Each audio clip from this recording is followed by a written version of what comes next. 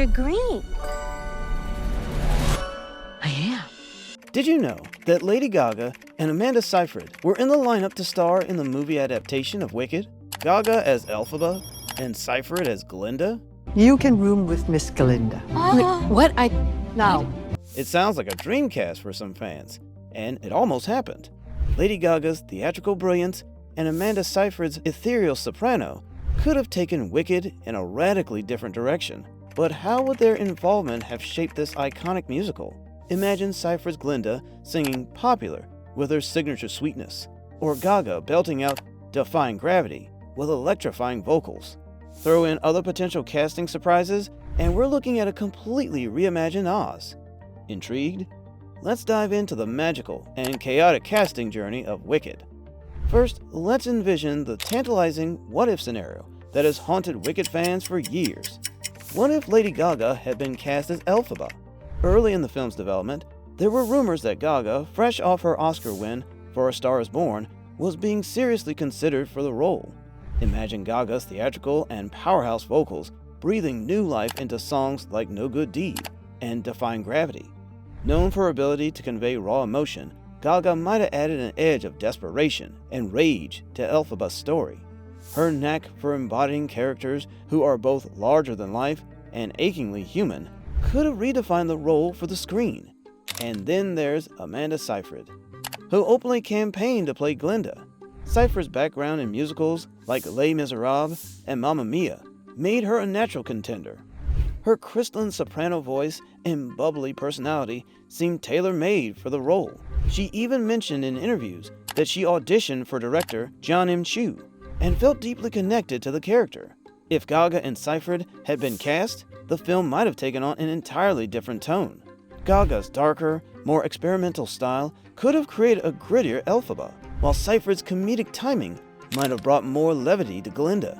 Together, they would have been a fascinating pair, balancing glamour and grit in a way that only Hollywood's elite could. So why didn't Gaga and Seyfried end up in Oz?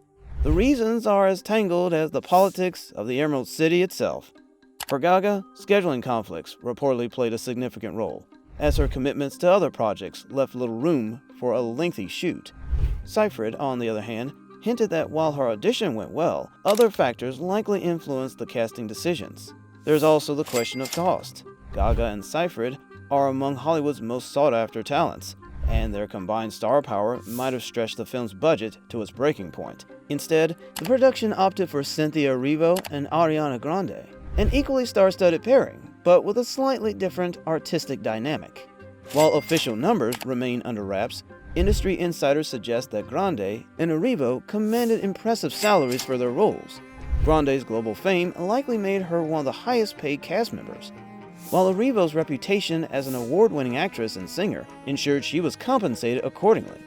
There's been playful speculation that the budget constraints might explain why other megastars like Lady Gaga or Harry Styles weren't cast.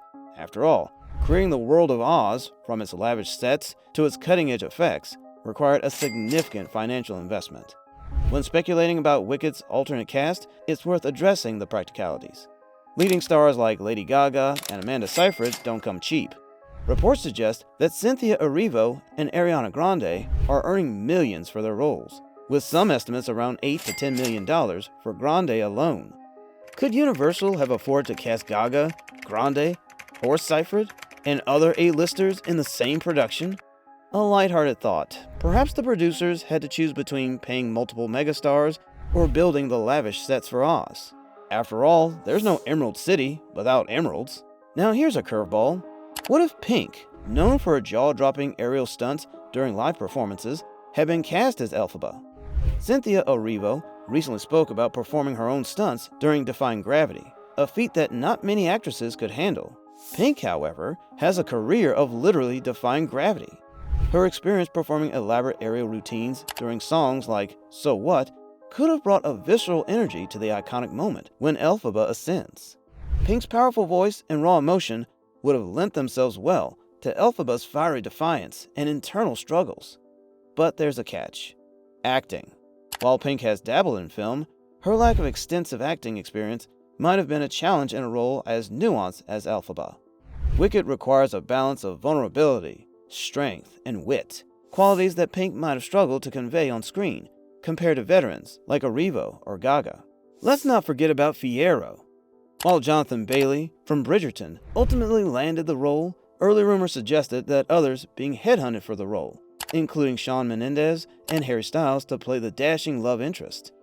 Mendez's boy-next-door charisma could have brought a new layer to Fiyero's role, while Styles' natural charisma and musical talent could have brought a playful energy to Fiyero. But Bailey's background in theater makes him the more traditional choice. Would Styles have paired better with Gaga as Elphaba? His chemistry with either star could have added an intriguing dynamic to the love triangle between Fiyero, Elphaba, and Glinda.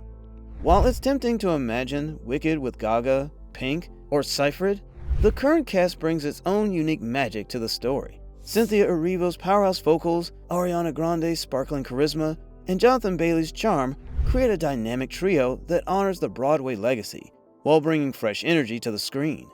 Casting Cynthia Erivo as Elphaba is nothing short of historic. A black actress in the role of a character ostracized for being different resonates deeply with themes of discrimination, otherness, and resilience. For black women and girls worldwide, singing Erivo Soar while singing Defying Gravity is a powerful moment of representation. Elphaba's journey from outcast to empowered individual mirrors real-world struggles for inclusion and acceptance.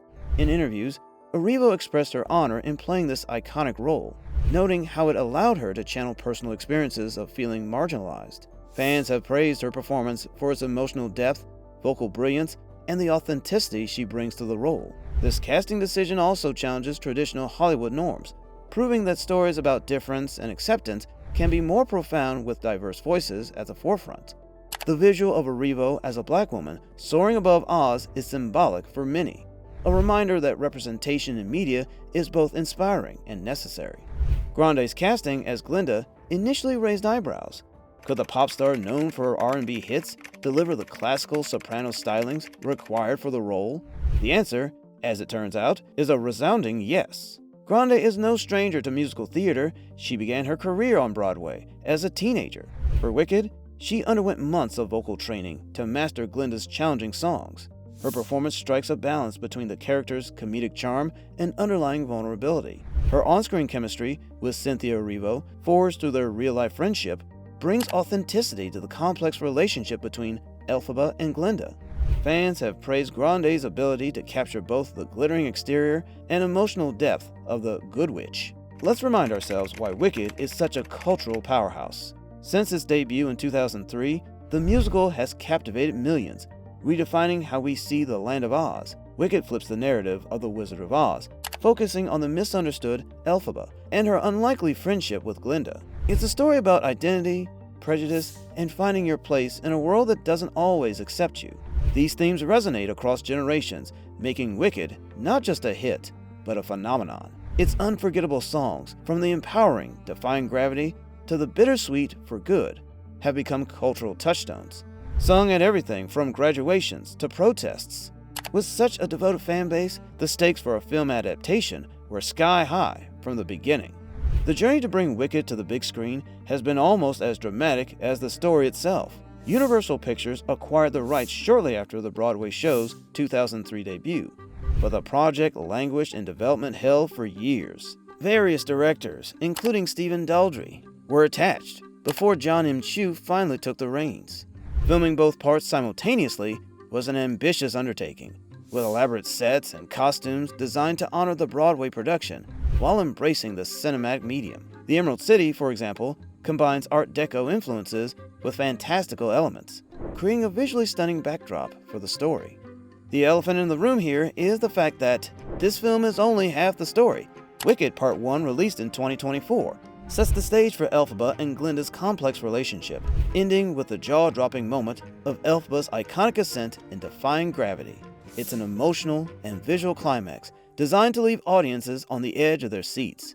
But fans won't see the conclusion of this epic until November 2025, when Part 2 arrives in theaters.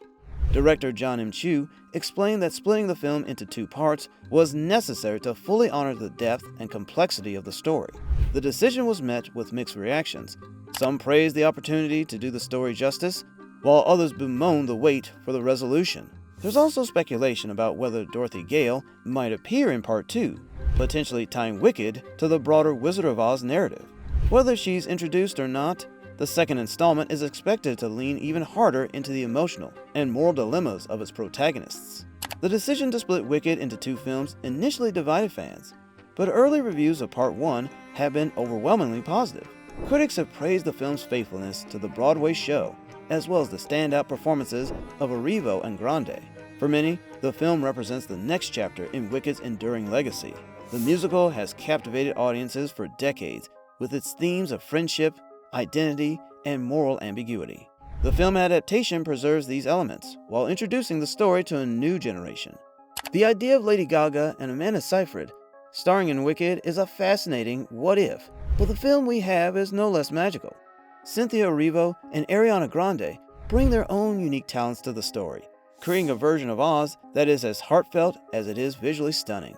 What are your thoughts? Do you wish Gaga and Seyfried had been cast? Or are you thrilled with the current lineup? Let us know in the comments, and don't forget to like and subscribe to Director's Cut for more behind-the-scenes stories from Hollywood's biggest films.